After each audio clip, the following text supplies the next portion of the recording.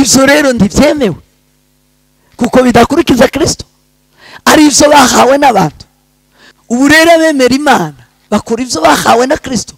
Niko Yesu yavuze, aravuga ngo arakora ibyo ise yamutumye, arakora ibyo ni intumwa y'Imana, akora iby'Imana. N'intumwa zakoraga ibya Kristo, turi intumwa za Kristo, tugomba kuvuga ibya Kristo, tugomba kuvuga iby'Imana kuko twahindutse abana b'Imana. Ariko titukiri intumwa z'abantu, zitugikora iby'abantu, zigukora iby'imigenzereze y'abasogokuruza kubera Kristo. Rero ni ukuvuga ngo imihango y'imigenzereze y'abantu yose tiyemewe imbere y'Imana, yemewe imbere y'Imana. Tuzabisobanura kenshi, nibyo narimvuze ndabifite ni byinshi muri Bibiliya. Muri icyo gihe dufite ikiganiro kinini, nzazana amaverse biblike yose, kuko ikinyoma habe n'iyo pasiteri yobesha ntaba yejeje ikinyoma.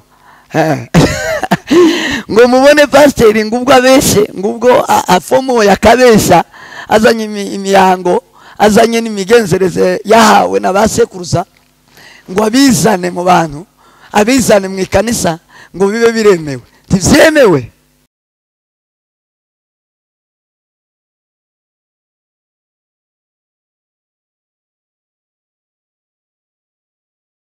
Mbere na mbere tubanje kubasuhuza kandi tubegereza muri iki kiganiro cy'uyu munsi. Njye uri imbere yanyu nitwa Uwitonze Gentil, aba turi kumwe n'umutumirwa wacu, namusaba atwibwire twese n'abamukurikiye. Mwakoze cyane. Nitwa Intumwa Ndeziryayo Fredy Daniel, urera mu itorero rya Kristo ku isi, niho ndi mwiki. Rero murakoze cyane. Namwe murakoze. Ku munsi wa none twaba dufite ikiganiro cyacu, ntango kirangirira ahubwo kizakomeza. Turakora introduction bitewe n'ibyo tugiye kuganiraho. Topike y'icyo kiganiro avuga aho imico ya Kinyamurenge itandukaniye n'ijambo ry'Imana. Rero turakwegereje muri iki kiganiro cya none. Tukaba dushaka kubaza ikibazo cya mbere, ese watubwira itandukaniro riri hagati y'umuco wa Kinyamurenge n'ijambo ry'Imana? Murakoze cyane. Ibyo ndumva ni birebire, bisaba ko nzabasha kubyigishaho cyangwa se kubisobanura birebire.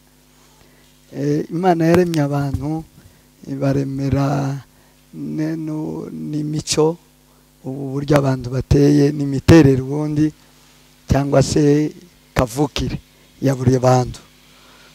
Ku bwoko bwacu nguko muvuga bw'Abanyamurenge, dufite uko Imana yaturemye, turemera n'imico yacu, dufite imico yacu ariko irimo igipagani n'indi myiza ijana n'ijambo ry'Imana.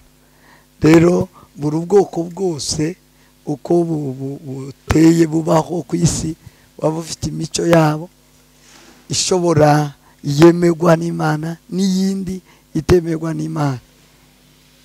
Kuko kubakijijwe, iyo dukizwa ibintu bitatu. Dukizwa icyaha ari rwo rubori rw'urupfu, tugakizwa urubanza ariyo imiterere cyangwa amakosa dukorera mu miterere yacu Satani atwagiriza ariko rwandiko rw'imihango,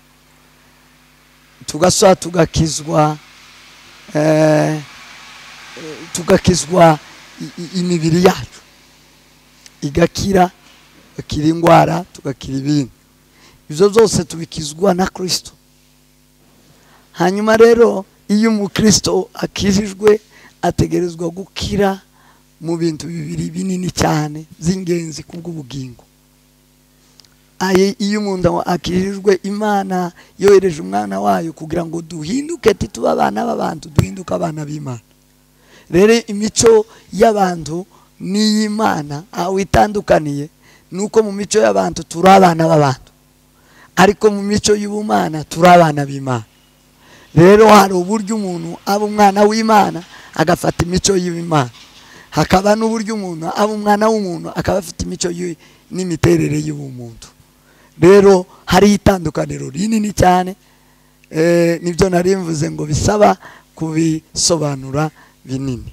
Sinzi nkurikije n'ikibazo wabajije uburyo twakomeza. Ego murakoze cyane, twabajije ikibazo kirekire, ubwo tuzagikomezaho ubutaha ugisobanure mu buryo burambuye kugira ngo abantu babashe gusobanukirwa no kumenya cyane. Ikindi kibazo cya kabiri nari mfite, nashaka kubaza reception itandukaniye hehe n'ijambo ry'Imana? Arakoze cyane. Icyo ni muri bimwe by'imiterere cyangwa imigenzo y'ubwoko bwacu bw'abanyamurenge. Iyo ngiyo rwose mfite uburyo noyivugaho cyane, kuko n'ubundi nari nsiguye, kuko abakijijwe bakira inkomoko y'igisekuruza. Igisekuruza iyo dusoma ibyakozwe n'intumwa 21 uhereye kuri 20, nabo babyumvise bahimbaza Imana, baramubwira bati urareba nawe mwene data uburyo abo bayuda bizeye ari ibihumbi byinshi kandi bose bagira ishyaka y'amategeko. Babwiwe ibyawe yuko wigisha abayuda bose bari mu banyamahanga kureka gukurikiza ibya Mose, ukavuga yuko badakwiye gukeba abana babo cyangwa gukomeza imihango y'abayuda. None tugire dute ko batari bubure kumva yuko waje? Nuko genza utyo kuko tukubwira, dore dufite abagabo 4 bahize umuhigo, ubajane mwerezwe hamwe, ubatwerere ibikwiriye mwiyogosheshe. Nuko bose bazanye yuko ibyo bavuga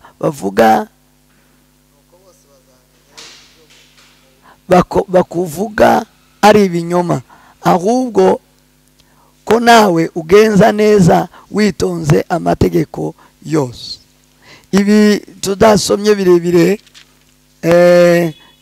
nashakaga kuvuga imigenzo y'abayuda.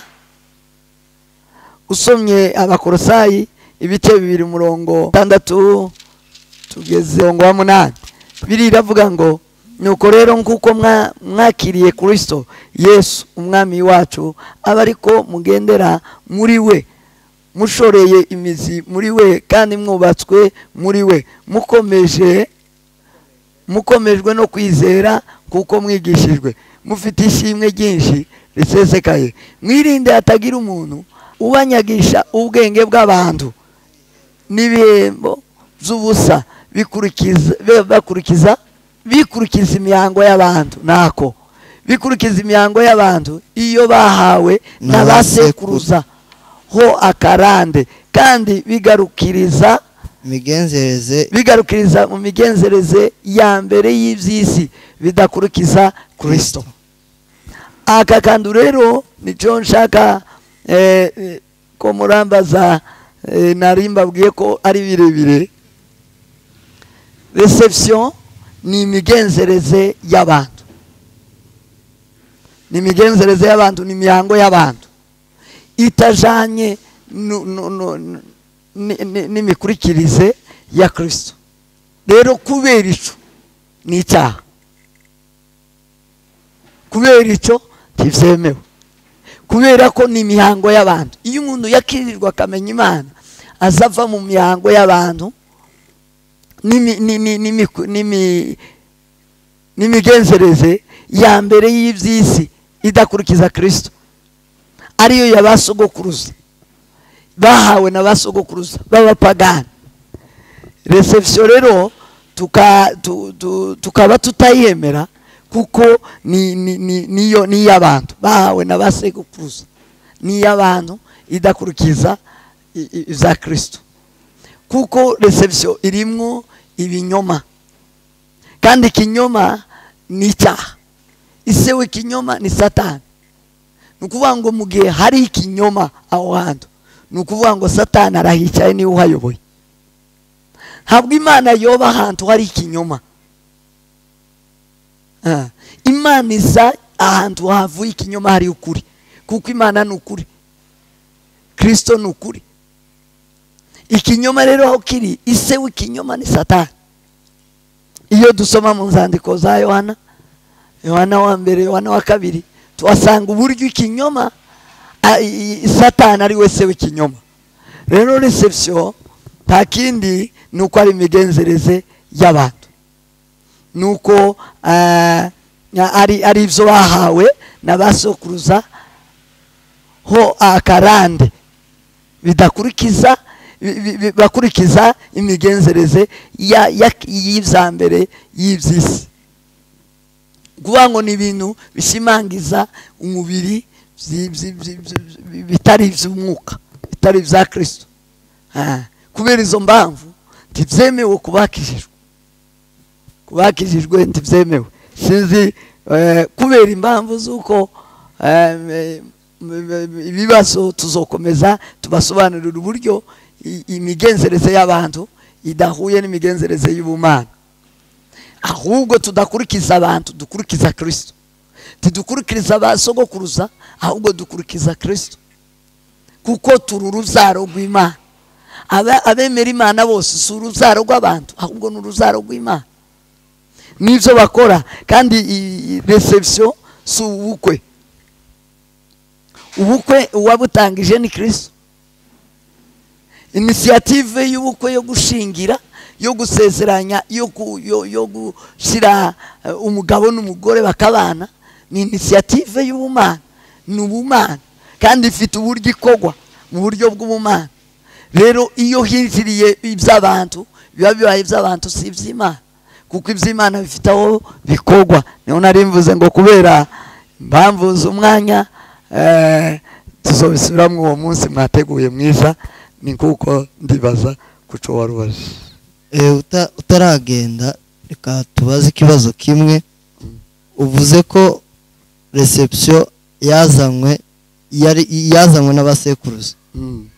None se nkabashaka kuvuga, kandi uvuga ko ubukwe ari ntuza y'Imana ariyo yabushizeho.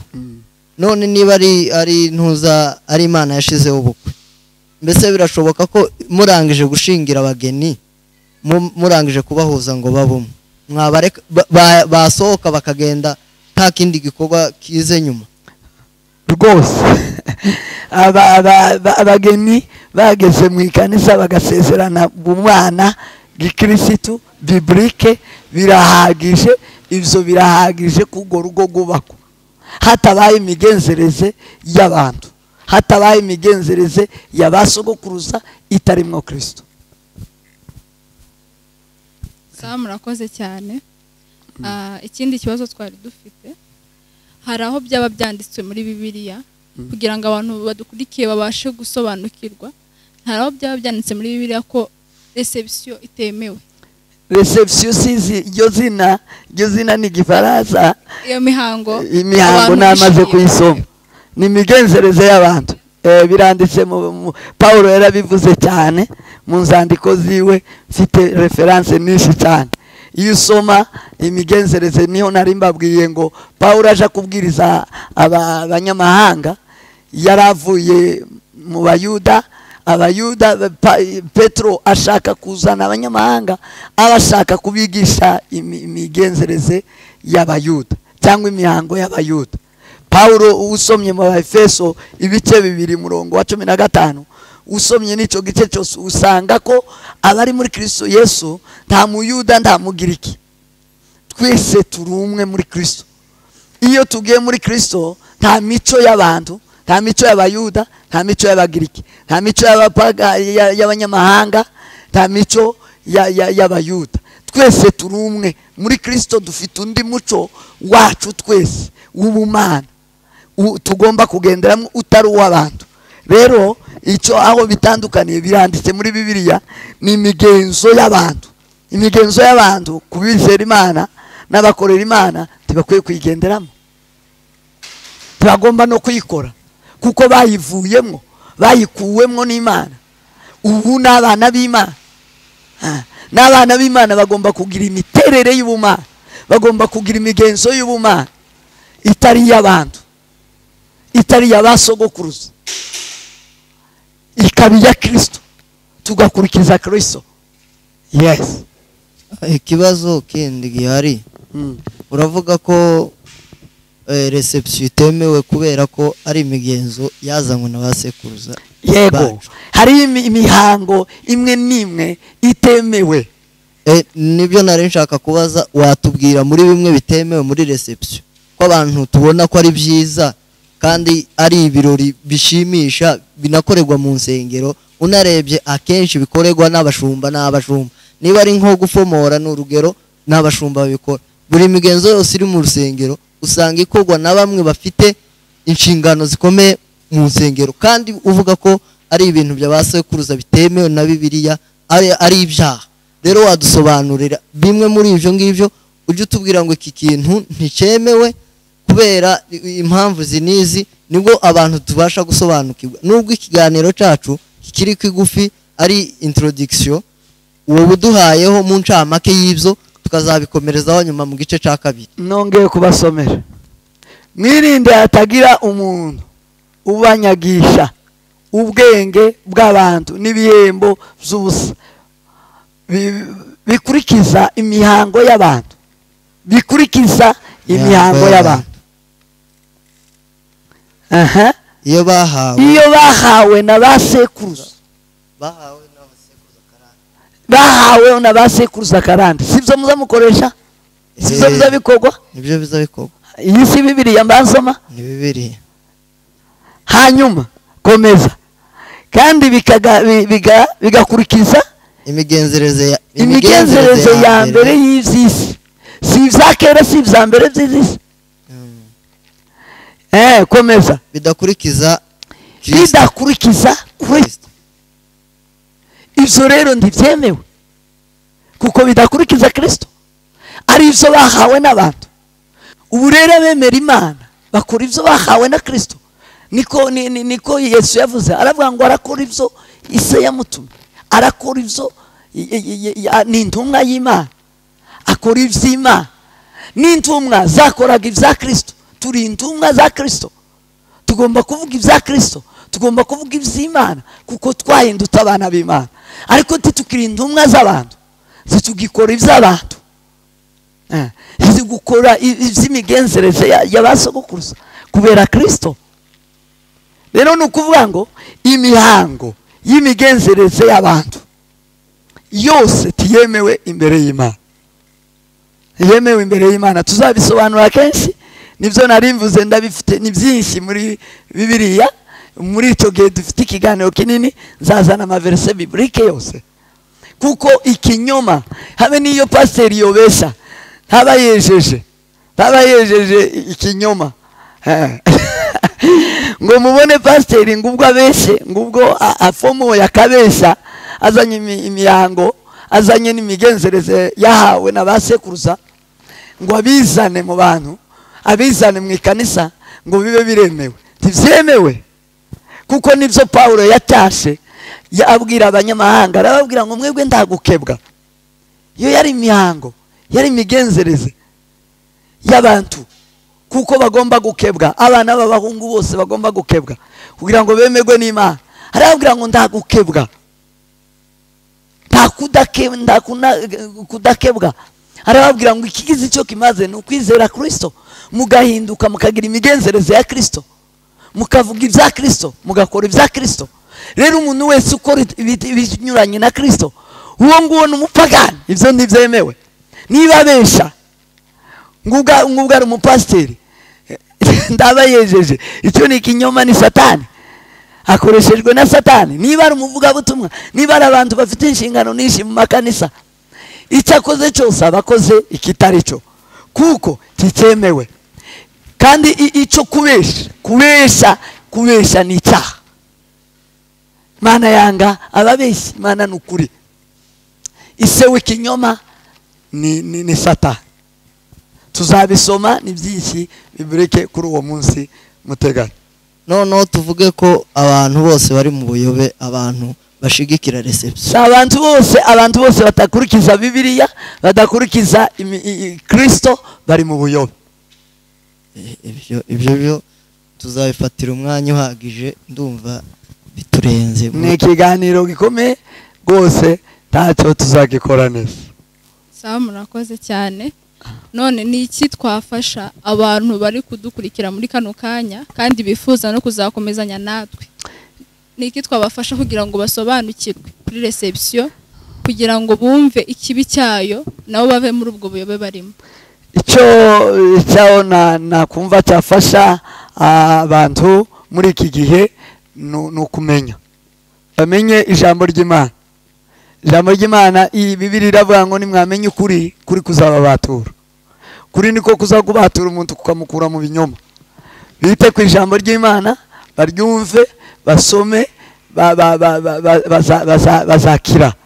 bazakira icyo kinyoma, bazakira iyo mihango yahawe n'abantu, bazakira ikarande, babashe guhinduka abana b'Imana. Kuko icy'Imana idushakaho n'icy'ubutumwa bushakira abantu ni ukubahindura abana b'Imana, si ugukomeza kuba abantu ba kera b'ibyambere by'abisi, ahubwo ni uguhinduka kuba basha. Icyo nifuza, nicyo nsaba abantu, nuko bategera ijambo ry'Imana, bumva ijambo ry'Imana. Tuzovyiga n'ahandi basome, hari imigenzo y'abantu, hakaba n'imiterere y'ubumana, hari imico y'ubumana, hariho n'imico y'abantu. Kandi muri iyo gukira no kuyivamo, tugahinduka abana b'Imana, tugakorera Imana mu zukuri, tukaba abana b'Imana, twiha agaciro mu kintu cyose, dukora ibyiza bishimwa n'Imana, bifasha abantu, ariko tidushaka ishimwe ry'abantu kuruta gushaka ishimwe ry'Imana. Nico nofasha abantu, nibiga ijambo ry'Imana, nibasubire ku ishuri, nibasubire muri Bibiliya, bareke kugendera mu bitekerezo by'abantu, bashaka ibitekerezo by'ubumana birahari. Turacyafite ijambo ry'Imana, ririho kugira ngo ridukosore, ridufitiye umumaro wo kudukosora, ridufitiye umumaro wo kutuyobora, ridufitiye umumaro wo kutwerekeza, wo kuduhindura rwose. Ijambo ry'Imana ni inyundo, ijambo ry'Imana ni ukuri, ijambo ry'Imana rirahishura. Nibumva ijambo ry'Imana, barikurikize, bazahita bava muri ibi binyoma byose by'abantu. Yego, murakoze cyane. Turabashimira ku mwanya wanyu, kuba mwemeye kuza tukaganira. Ndabizi hari benshi bizafasha kandi bakava mu buyobe, kuko abantu benshi bizeraga ko reception atari imigenzo, ahubwo kubera ko bakuze babisanga, babigenderamo batazi icyo bivuze. Rero turagushimira cyane, kandi tunasaba abantu badukurikiye kuzakomezanya natwe muri iki kiganiro cyacu, bazunguka byinshi, bazamenya byinshi, kandi ukuri niko kuzababatura rwose. Rero ndasaba abantu bari kudukurikira, mwakora subscribe, mugasharinga iyi video ku bantu bose, kugira ngo babashe kumenya kandi babashe kuva mu buyobe bagiyemo. Murakoze cyane. Yes.